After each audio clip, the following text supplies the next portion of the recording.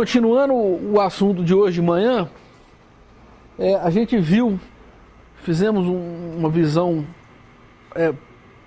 uma passada por alto nível da arquitetura da G80, e agora nós vamos ver como é que programa essa arquitetura. E também eu vou tentar ser meio superficial para tentar cobrir o máximo de conteúdo, né? Para poder ver como é que a gente... Não vamos ter aula prática aqui não, mas eu vou mostrar alguns exemplos para vocês poderem construírem aplicações eventualmente. Então, continuando aqui, o que é CUDA? CUDA é basicamente C. É C com o mínimo de extensões para permitir programação das GPUs. O que é que a gente precisa de ter? O que a linguagem C tem, né? Se a gente parar para pensar aqui. A linguagem C permite a gente fazer computação sequencial. O que é computação sequencial? Se a gente quiser definir o que é computação, então a gente pode voltar atrás na definição do que é um computador, né? Uma das definições seria, por exemplo, a máquina de Turing. Então, o que uma linguagem de programação é? O que ela é capaz de fazer? Ela é capaz de realizar expressões, ela é capaz de fazer gotos, e ela é capaz de tomar decisões. Então, se você fizer um goto, if e conta, você tem um computador. C, então, te permite descrever essas coisas, tá? Você tem mecanismo de fazer loops, tem ifs e tem expressões para avaliar contas genéricas aí.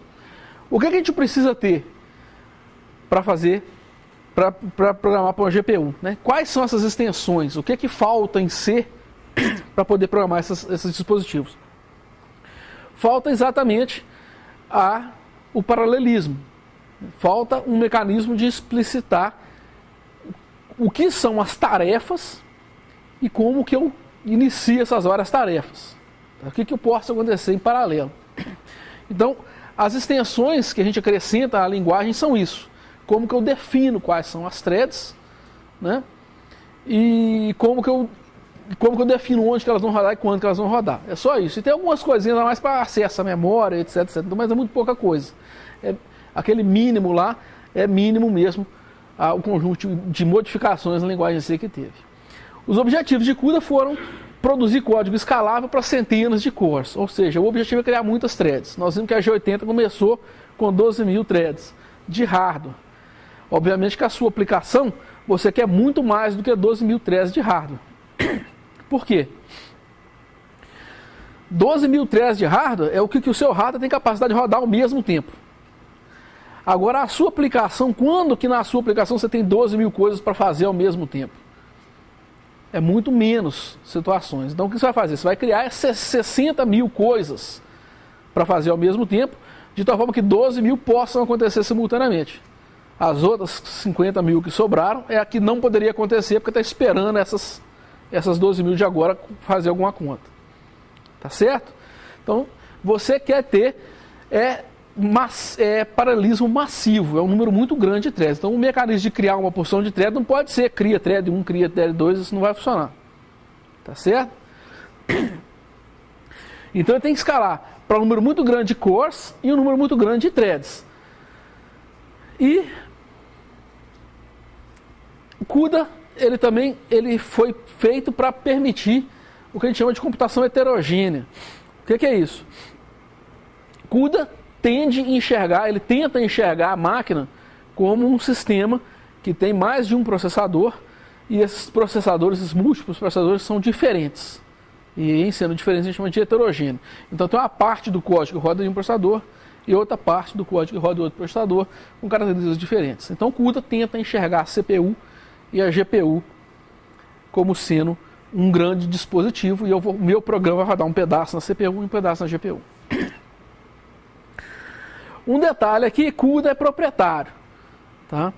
Ele é proprietário, nasceu junto com a arquitetura da NVIDIA, só funciona na NVIDIA. Rapidamente a turma da TI, eu também quero, sacanagem, tal, aquela coisa toda. Né?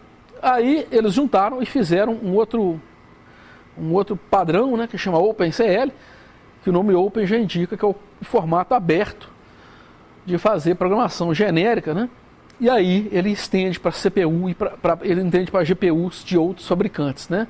Então incorporar a GPU da ATI, a GPU da Intel e as outras GPUs com OpenCL.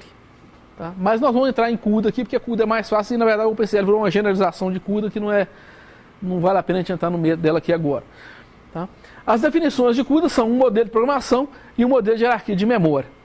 Tá? Então ele tem que enxergar a memória, como o que a memória é fisicamente, tem um pedaço da GPU, um pedaço da CPU, e tem um modelo de programação, como é que eu crio as minhas threads.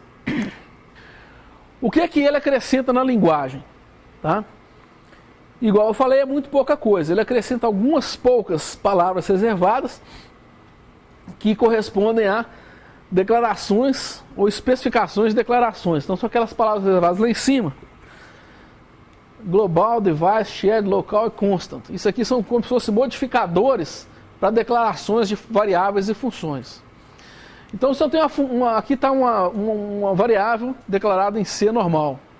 Tá? Então a variável array, que é uma coleção de n floats. Tá? Eu posso colocar um modificador aqui, ó, que é uma declaração específica falando que esse array ele vai estar alocado na memória do device. Tá? Então eu estou especificando em qual memória, né, esse descritor aqui descreve onde que vai estar sendo realizada aquela função ou aquela variável. Então aqui no caso eu tenho uma função, ó. Isso aqui é uma declaração de função normal em C, na função chamada medFilter, que retorna void, ou seja, um procedimento, e recebe um pointer com float, que é uma imagem, e essa função é uma função global, significa que ela roda na GPU e na CPU. E aqui, uma outra array que está na memória compartilhada. Esse aqui é a memória compartilhada, vamos ver que é aquela memória compartilhada que tem lá dentro do SM. Tá? Vocês lembram que o SM tinha uma memóriazinha compartilhada, então esse array está declarado naquela memória lá. Então algumas palavras reservadas que constituem modificadores para declaração de tipos e variáveis. Algumas outras palavras-chave que são variáveis, que são intrínsecas. Então, essas duas variáveis aqui, ó, thread IDX e block IDX, e tem mais outro que é um thread size ou index size, que eu não estou lembrando qual tá o nome exato aqui. Tá? Isso aqui é uma variável que ela está previamente declarada e ela assume um valor. Você pode ler esse valor, tá? Esse valor está válido para você usar no seu programa, você não precisa declarar nem assinalar nenhum valor para ela. Ela existe. E o que acontece aqui é o seguinte, você vai criar milhares de threads. Né? Então como é que uma thread sabe quem que ela é? Certo? Basta ela consultar essa variável aqui para ela saber quem que ela é. Então o IDX, ele tem que saber quantas são. Então eu acho que é o thread din, eu não lembro qual que é o nome, é o thread len, eu esqueci o nome da variável, daqui a pouco aparece aqui e a gente lembra. Que é quantas threads eu tenho, e o IDX é qual que eu sou. Então se tem 200, eu sou 57, então vai ter lá, tem 200, eu sou 57. Então eu sei quem que eu sou agora. Tá? E dentro do bloco nós vamos ver que a thread é criada hierárquico, você cria blocos de threads, cada bloco tem uma opção de thread dentro dele. Tem funções intrínsecas, então tem essa função aqui. Então aqui você tem modificadores, que são extensões que CUDA cria, variáveis, que são extensões criadas por CUDA, funções intrínsecas. Né? Então essa função syncthreads ela é chamada como uma função normal e ela é usada para fazer sincronização de threads. O que é isso? As threads aqui elas têm que parar e chegar nessa barreira simultaneamente. E ele tem também uma determinada, um conjunto de funções, uma API, né, Application Programming Interface, que é uma biblioteca de funções que te permite fazer operações do tipo movimentação na memória, Quer dizer, como é que você faz para mover dado da memória normal da sua máquina para a memória interna dentro da GPU? Né?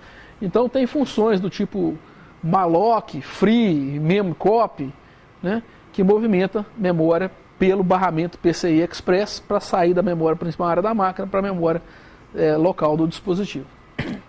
Então tem uma série de funções definidas pela API aqui, pela biblioteca, que tem que ser ligadas junto com o seu programa CUDA para poder funcionar. E a última coisa que CUDA acrescenta é a invocação do chamado kernel. Tá? O que é kernel? Só para a gente entender aqui, o programa CUDA, ele é o programa para o sistema, ou seja, o sistema tem a CPU e tem a GPU. E ele assume que o main roda na CPU, tá certo? E o que roda na GPU são os kernels. Então é como se fosse várias funções. Quando você define uma função, você tem que definir essa função como sendo uma função global. Ela vai ser o kernel.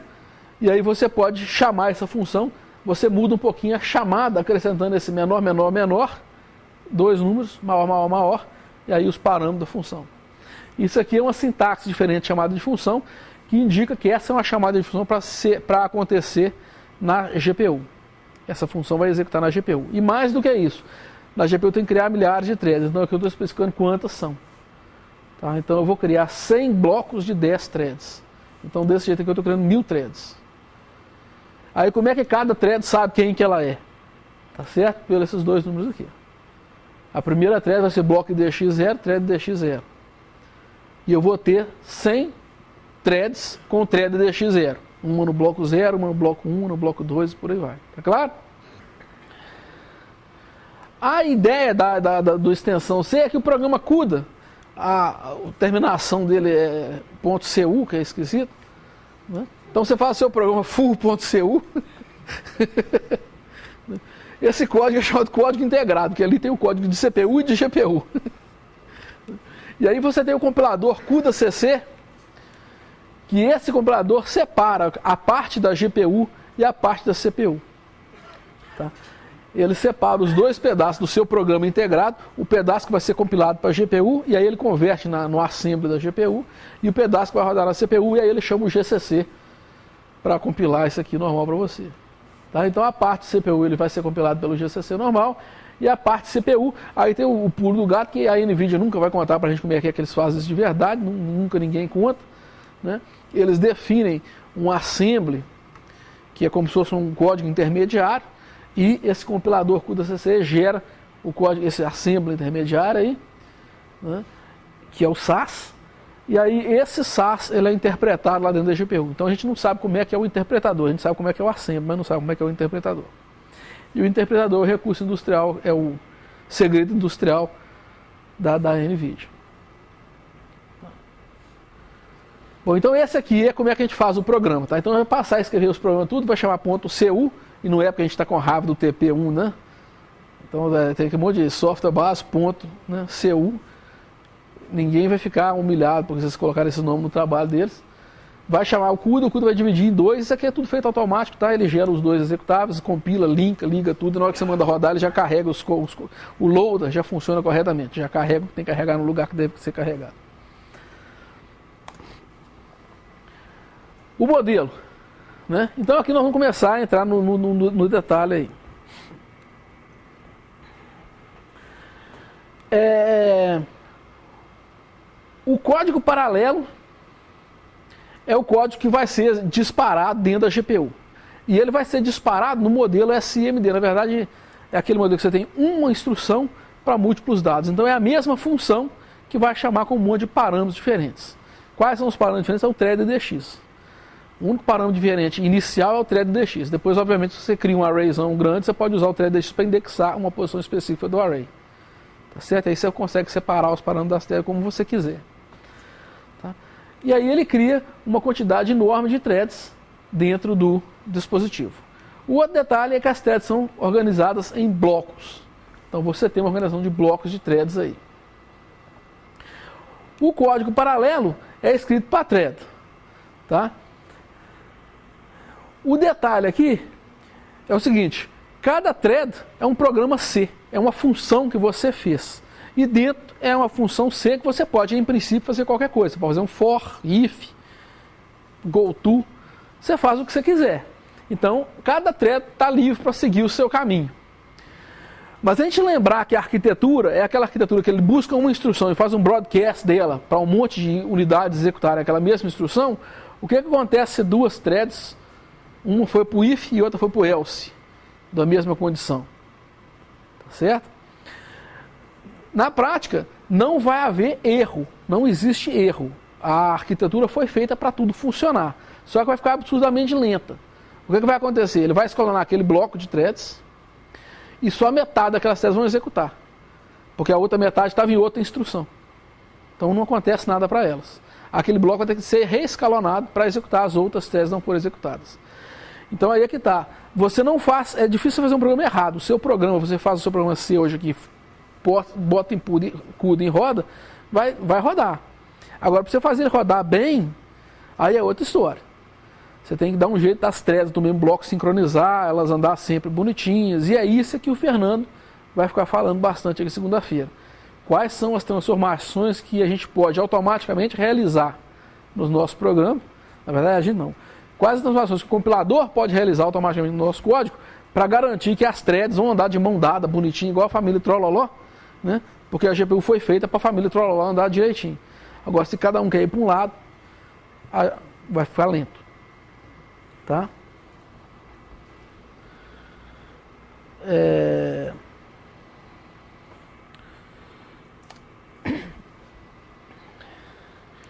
Bom, pelo modelo, a GPU é vista como sendo um coprocessador massivamente paralelo. Então, são muitas e muitas threads para ser criado dentro dele.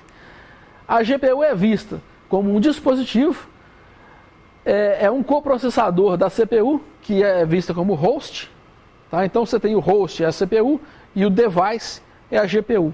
Então essa é a nomenclatura normal. Você está no host, está no device, aqueles modificadores, né? O host é a CPU e o device é a GPU.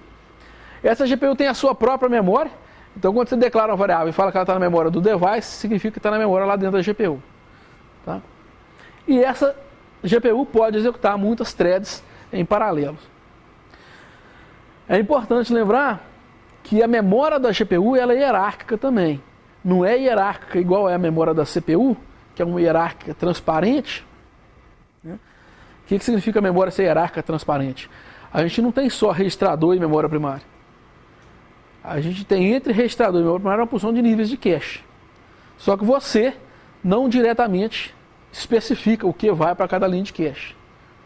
Tá certo? O que vai para cada linha de cache vai ser, ao longo da execução, os algoritmos de atualização do cache vão executando e as coisas vão sendo carregadas. Então é implícito como as coisas onde vão cada coisa. Na GPU tem cache também, mas o mais importante é que ele tem uma hierarquia de memória explícita. Ou seja, tem a memória global do dispositivo, tem a memória local do dispositivo, tem a memória compartilhada do dispositivo, tem registradores dentro do dispositivo, com tempos de acesso diferentes e capacidades diferentes também. Tem tamanhos diferentes, vamos dizer. Então, para programar bem, a gente tem que usar bem todos esses recursos. Tem que saber qual é o tamanho de cada coisa, o que você vai colocar em cada coisa, e tem implicações de desempenho onde você põe cada coisa.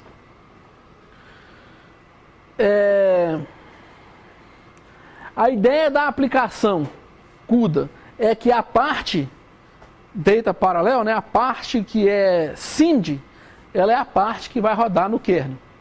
Ou seja, a computação boa para a GPU é aquela que você tem uma determinada conta que tem que ser feita por uma grande quantidade de dados.